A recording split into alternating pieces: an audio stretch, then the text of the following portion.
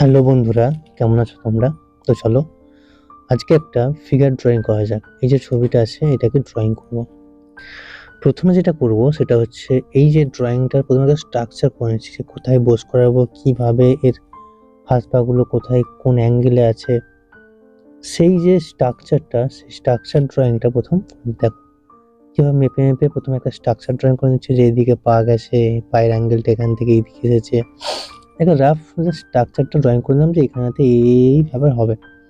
তারপরে আস্তে আস্তে আমি ডিটেলসের যে চোখ মুখ নাক সেই ড্রয়িংয়ে যাব। তোমরা দেখো কিভাবে আস্তে আস্তে ড্রয়িংগুলো করছি স্টেপ বাই স্টেপ। আশা করি ভালো লাগবে।